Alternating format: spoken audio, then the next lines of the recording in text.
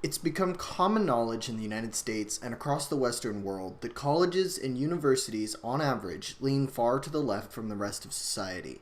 This has always been the case. Universities tend to be further left and more progressive on matters of culture, policy, religion, ethics. This is unsurprising, though, because the original point of the university was to study, develop, and discuss new ideas. So that would lead, to the logical conclusion that people in universities tend to be, a bit more open to ideas that could be seen as far-fetched by the general public. However, in recent years, most universities have become inundated with Marxist and neo-Marxist ideology, particularly in the humanities and social sciences, areas that every student must, at the very least, do several core classes in order to graduate with a bachelor's degree. Because of this, it's now become a popular conservative position, touted by the likes of Tim Pool, John Doyle, Steven Crowder, that college is just not worth it, and that conservatives should avoid going to college or sending their children to college, opting for entrepreneurship and trade school instead. Conversely, on the left, it's now a talking point that conservatives hate academia, which is in some cases true, and that conservatives are stupid, uneducated, science deniers, etc., etc., etc. Effectively, this has caused many people on the right to adopt a black pill position on this topic. For essentially, it is the universities are too far gone, they're completely corrupt, they're beyond repair. I wholeheartedly disagree with this take. We need strong-willed and intelligent people in academia who uphold the standards. Review boards and academic journals have become infected with leftist propaganda consisting of horribly written papers with ridiculous methodologies that get approved nonetheless because they're part of the club. There's a tremendous need for academics in the realms of innovation, research and development, experts in institutions like the CDC or the FDA, economic and fiscal publications, finance, journalism, social sciences, businesses. We need people there who are ethical and reasonable, who are willing to follow the evidence, and are also educated enough to command the respect of their colleagues at academic institutions. This is absolutely pivotal. Culture in general tends to follow the universities. It lags after a few years. So if the universities are given over completely to the left, the culture will continue to move farther and farther that way. If all the experts are leftists, or the majority of them are leftists, we will never see the change in this country that we want to see. Academia will never be saved. But what is the root of the problem? Why have universities been so capable of, through the efforts of what is truly a minority of teachers, pulling so many young people far to the left? I think that I understand this problem better than most because I have a very uncommon perspective of college at both undergraduate and graduate levels. I'm a full 4 to 5 years older than most of my classmates. I took several gap years, during which I worked in management and marketing in two very different fields, one academic, the other culinary. I've done television interviews, and I've spent long hours prepping and cooking food in the back of a restaurant. And now I'm in my 7th year of college, less than a year away from earning a terminal graduate degree.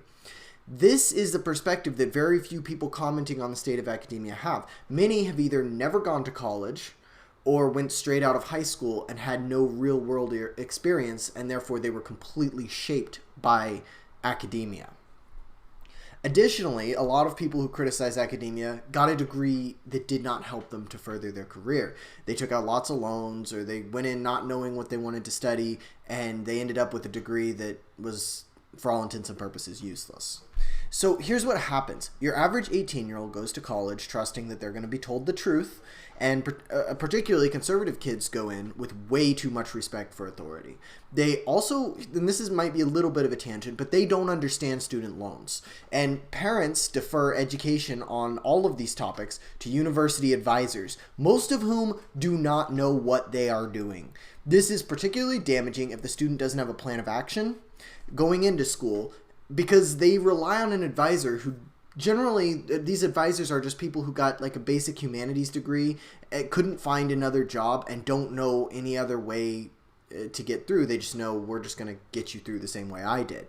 And this is a huge problem. Now, there's the odd advisor who is, a great person, very good at their job. I had one in my first 2 years of undergrad. She was amazing, but most of them just don't care at all. They also, on average, they advise students to take out loans, not to work, and only take 12 credit hours per semester. That's the minimum for full-time. This leaves, well, first of all, it leaves a whole lot of idle time on the table for students, because 12 credit hours, let me tell you, is not very much. I've taken as many as 21. It can be done. It is hard, but 12 credit hours is just, it's not much. It also generally adds a 5th year of courses to the path of a bachelor's degree. I think you'd be better served by taking a gap year, figuring out which direction you want to go, and then doing it in 4 years. But oftentimes, students are advised to just do the 12 credit hours. Students will listen to their teachers without questioning anything. The teacher often pushes his or her own ideology onto the student. As a side note, this is often not the case in STEM fields, but it's starting to creep in. Right, because in an engineering class you just don't have a chance to talk about gender theory, but they do try to push it in nowadays sometimes. One more point to make before I offer my solution here. Student loan companies are so predatory, and university advisors often don't understand anything at all about how to lessen or avoid student loans. When you're 18 and someone offers you 40 grand and says, "Don't worry, you can pay me back later," what do you think is going to happen? Particularly because at 18, well, first of all, you're still a baby, right? But you're being told by everyone you know, your high school teachers, your friends, your parents even in a lot of cases, your academic advisors, your coaches, everyone's telling you, like, look, you need to do this. College is the right thing. Loans are okay if you use them properly. So you take them. And this doesn't happen once. This happens every single year. I'm not relieving the student of his or her personal responsibility on this issue, but I am saying that the environment is extremely conducive to bad decisions. And I believe that's by design from the student loan companies, because they make so much money and you can't get rid of these debts even with bankruptcy. So what is the solution? Everything that I've said so far really indicates that you should, just avoid college, go the trade school route, and abandon the academic institutions to the far left. But here's my 3-part solution. So number 1, I believe that parents should encourage their kids to think critically and question authority. Stop telling your kids because I said so, or listen to your teachers in grade school and high school because they're the teachers. Teach them to thoughtfully question and always explain your reasoning to them. Of course, there's some instances where parental authority has to come first. I'm aware of that, particularly when kids are younger. You guys say, don't run out in the street, and you don't have time to explain it to them because they'll die. But when you can, particularly when they're young, always offer a reason. Don't just tell them because I said so. Tell them because here's why. Help them. Also, what this does is it builds like a culture of questioning and reasoning that your child will take with them when they go off to college. Help them understand loans. Make sure that you, yourself, as a parent, understand the student loan repayment process. This is critical. Most parents have no clue.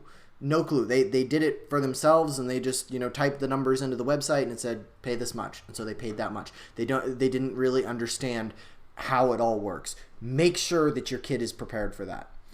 Number 2, take a gap year or more. I'm extremely grateful that I took gap years for so many reasons. 1, it kept me out of that insular world of academia while my brain finished developing. Your brain doesn't fully develop until you're about 25.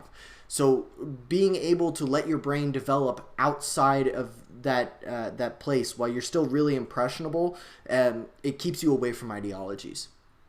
Number 2, it exposed me to the real world as a reality check. I worked at a restaurant. I was homeless. I worked in construction. I was homeless. I traveled to other countries. I gained managerial experience. It forced me into a maturity where I could comfortably argue with my professors, stand up for my own principles, and not blindly follow authority. Number 3, work part-time through college. I know it's not easy. I worked 40 to 60 hours per week in my last 2 years of undergrad. I know that the college experience is this highly touted cultural phenomenon, but the routine will keep you busy and keep you out of trouble. And it'll help you mature more quickly. It'll also keep you out of debt. So what is the crux of my argument here? Personal responsibility for students and parents, particularly for parents. Encourage your kid to experience the real world before they head off to college. Help them understand that academics must be questioned. Show them the value of working hard and being responsible by not handing them everything in their life. Teach them to question and be skeptical. I can't say this enough times. I know that this is hard because your children will often disagree with you, but it's better to have a child who disagrees with you on the things that you find important, like religion or politics, but they're thinking for themselves, than to have a child who blindly agrees with you on everything because you're the authority. That child is most susceptible to indoctrination. And if your kid wants to head off straight to college after high school, fine. Just make sure that you've taught them healthy skepticism and to never be afraid of challenging authority, challenging the people in charge. Help them speak their mind, and above all else, help them think critically. Critical thinking is the antidote to ideology. Nothing should be accepted just because it is so. The steps should be outlined and articulated in a coherent way, and that way everything that they accept will be based on a rational argument instead of just because we said so, or because here's this or that obscure study that, proves me right. It's like, no, make the argument, make the argument, make the argument. We must take back the universities from the far left if the free exchange of ideas is to continue. It's not too far gone. We just need to fight back. Stop recoiling into the trade schools. Fight like hell for academia. Seriously, what we need is people in academic institutions who are willing to dedicate their life to properly educating people on how to think and follow the evidence. That is what is most important. That is what inspired me to go to graduate school and to eventually pursue a career in academia, which I'll do further on down the road after I've practiced for a while. And we need more people like that, more people who go into college when they're older and can think and can challenge and are not just going to accept everything blindly. You can follow me on Twitter at SeattleiteJ. Like, comment, subscribe. I want to know what you think about this. I go live Mondays, Wednesdays, Fridays, and sometimes Saturdays. Those are a surprise. Yeah, I think that's it. I'll see you guys next time.